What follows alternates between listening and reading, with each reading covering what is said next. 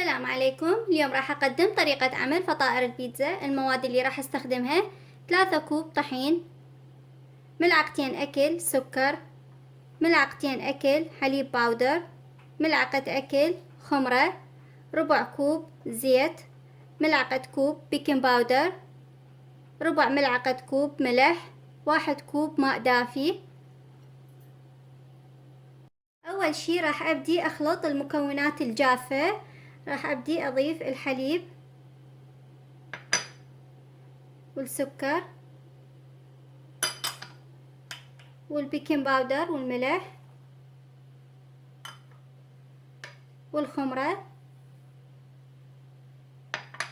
راح أخلط هاي المواد هالشكل. بعد ما خلطت كل المكونات عندي هنا هذا الإناء مال العجانة، راح أضيف بالطحين وباقي المواد. راح أضيف الزيت وأعجن المواد كليتها. بعد ما ضفت ربع كوب زيت باقي المواد وعجنتها، هسه راح أبدي أضيف 1 كوب مي للطحين وأعجنها تدريجيا. طبعا أضيف المي. بعد ما اختمرت عندي العجينة مال البيتزا راح ابدي افردها واشتغل اسويها على شكل دوائر صغيرة. طبعا هنا عندي الجبن وعندي الزيتون مقطع وعندي الصلصة مال البيتزا وعندي الاعشاب الخاصة بالبيتزا. طبعا اذا ما توفرت عندك هاي الاعشاب تقدرين تستغنين عنها. هنا عندي فطر وقليل من البصل والفلفل الاخضر قطعته الى مكعبات. الفطر عندي فريش هنا عندي 1 صدر دجاج خلطت وياه طماطة وبصل وفلفل اخضر وملعقة اكل معجون وكاري وحمسته. بعد ما فردتها بهالشكل العجينة راح ابدي اقطعها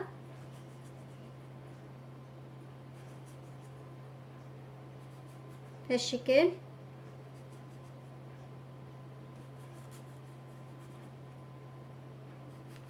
بعد ما قطعتها بهالشكل هذا خليتها بالصينية.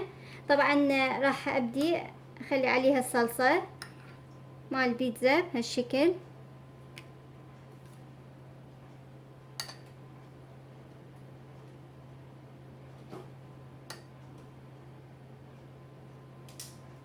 ما احشيها وهي برا الصينية، لازم اخليها العجينة بعد ما اقطعها اخليها بالصينية. يلا ابدي احشيها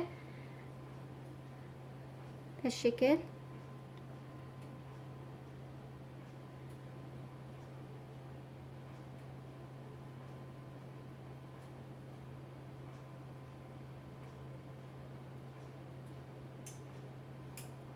خلي عليه قليل من الجبن.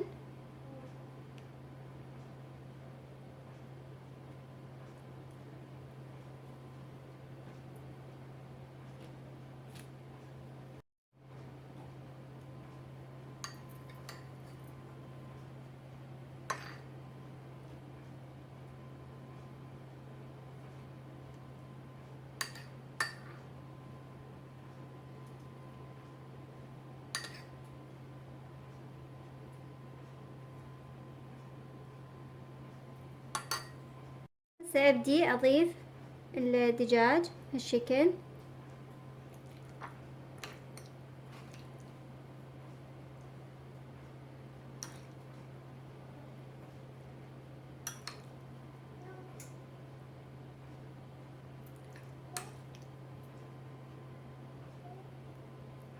اضيف الزيتون.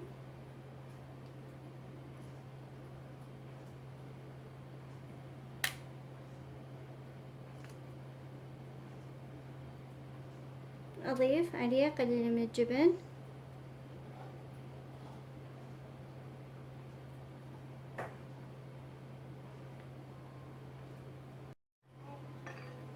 هذا الشكل راح اسويه بس جبن.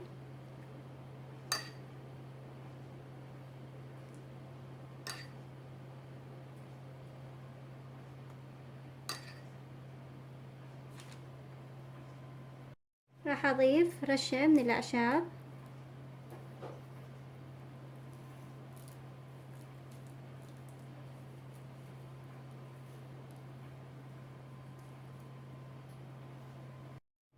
راح اضيف جبن.